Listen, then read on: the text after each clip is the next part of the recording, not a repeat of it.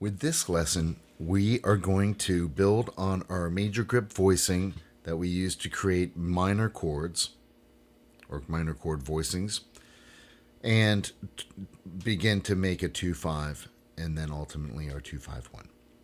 So before we started with A minor and then our major grip voicing from its minor third, which is a whole step then a half step, to the minor third of A, which is C. So then we use a C major grip, and then we have our minor 9 voicing, which is usably interchangeable with minor 7, at least at our level. Alright, so here's our A minor 9 or A minor 7 voicing. Now to make it 2-5, if A is 2, that's the 2 in the key of parent scale of G. If A is 2, G is 1. And then the 5 would be 1, 2, 3, 4, 5. So D7 is the 5 chord if A minor is the 2 chord, and G major is going to be our 1 chord. So we have A minor to D7. Now all I did was I moved the root from A to D, and then I moved my middle finger from our major grip down a half step. And what happens is this is the root 3, 5, 7 of our grip, but of our chord, we also need to understand that it's 1, flat 3, 5, flat 7, 9, and the flat 7 of the 2 chord goes down a half step to become the third of our 5 chord. So that's all that moves. Everything else stays the same. All right, so here we go. So try this. Go back and forth, right? We have our major grip, middle finger down. Do it with the left hand. Do it without. All of a sudden, again, in context, it starts to sound more like a minor chord. Where before you might have thought, well, gee, that's just the 1, 3, 5 major 7 of a C major root position chord. All right, so try this with your major grips, which we learned last time. Right, now do it with the middle finger down as well.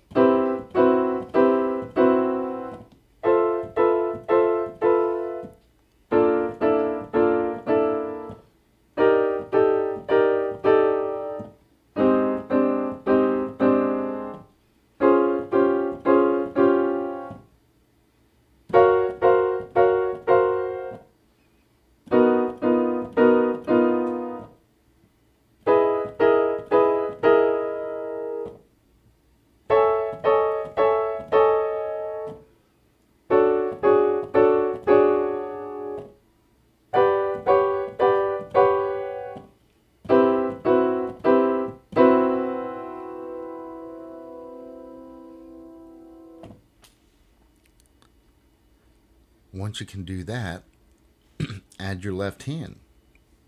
A minor D7.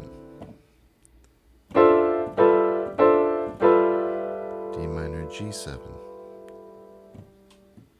G minor C7. Then C minor F7. Now we're going to go to F minor, B flat 7. Now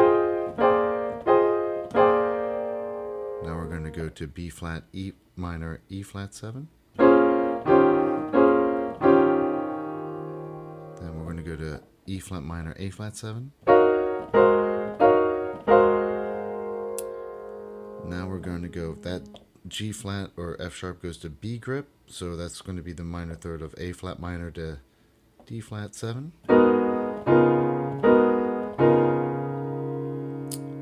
Then we have C sharp minor to F sharp 7.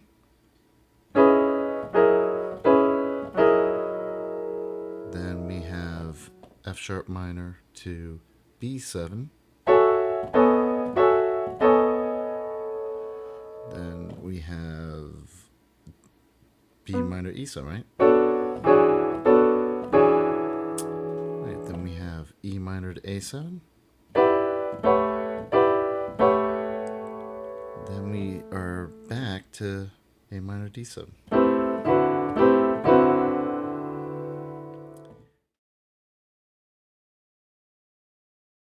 Okay, so what we did before was we did around this cycle of fifths, which is one of the big important ways to go through music and exercise. So that was A minor, D7, D minor, G7, G minor, C7, etc., etc. Right? Now, try going up and down with these 2/5s in half steps. All right, so we'll go down because music and harmony tend to flow down stream. So here is A minor, D7. We'll go down a half step to A flat minor, D flat 7, to G minor, C7, G flat or F sharp to B, to F to B flat, okay, etc., etc. Now let's try the same thing going up. A minor, D7, then B flat minor, E flat 7, B minor, to C minor, F7, to C sharp minor, F sharp 7, etc., etc. Okay? And then how about up and down in whole steps? Let's go down in whole steps first. So A minor, D7, G minor, C7, F minor, B flat 7, etc., etc. All right, do that up, down in whole steps. Now let's try it up in whole steps.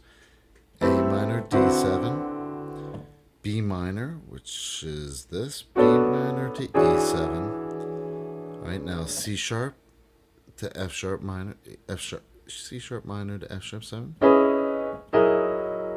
and then E flat to E flat minor to A flat.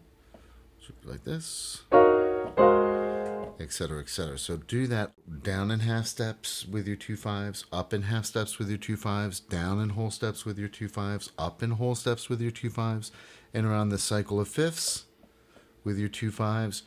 You're going to be ready to sight voice chords out of the real book and other types of tunes.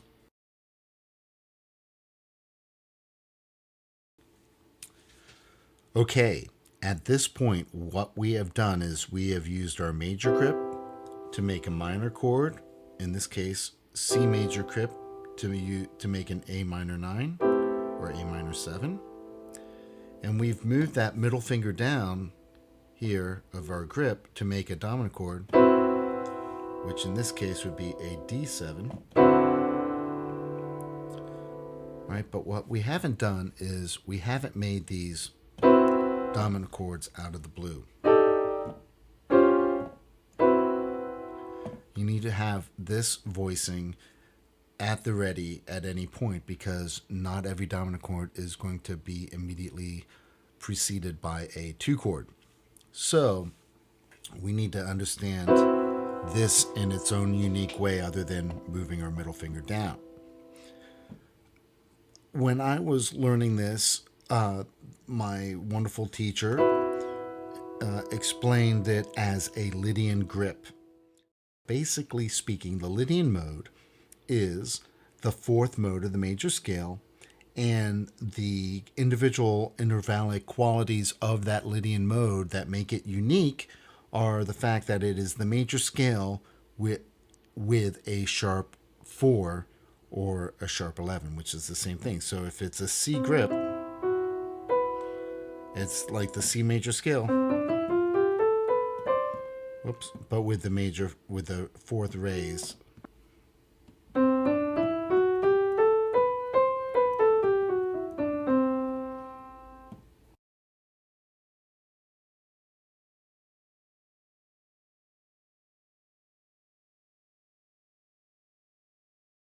And one of the things that makes it so usable as a voicing is that it has this tritone right here. That tritone becomes the 3rd and flat 7 of our dominant chords. So these become our color tones. And here's our D7. All right. So the thing that I'm suggesting that you envision here is that you see this grip on its own. See it as root 3, sharp 11, major 7. And realize that it is our voicing for a dominant chord from the flatted 7. Because if D is the 1, 2, 3, 4, 5, 6, flat 7. All right? And that is a way of getting a D13. By the way, because of this tritone, that also means that it's an A flat A flat 7 is possible. Now our colorations have changed to the E is a flat 13 and the B is the sharp 9. So C Lydian grip becomes a way of voicing A flat 13, A flat 7, flat 13. And it also becomes a way of voicing a regular D7 or regular D13. So we need to practice this Lydian grip to generate our unaltered and altered dominant chords. So here's C Lydian grip, F Lydian grip, B flat Lydian grip, E flat Lydian grip, A flat Lydian grip, D flat Lydian grip, and D flat goes to G flat Lydian grip, G flat goes to B Lydian grip, B grip goes to E grip, Lydian grip, to A Lydian grip, to A goes to D Lydian grip, to G Lydian grip, and then back to C Lydian grip.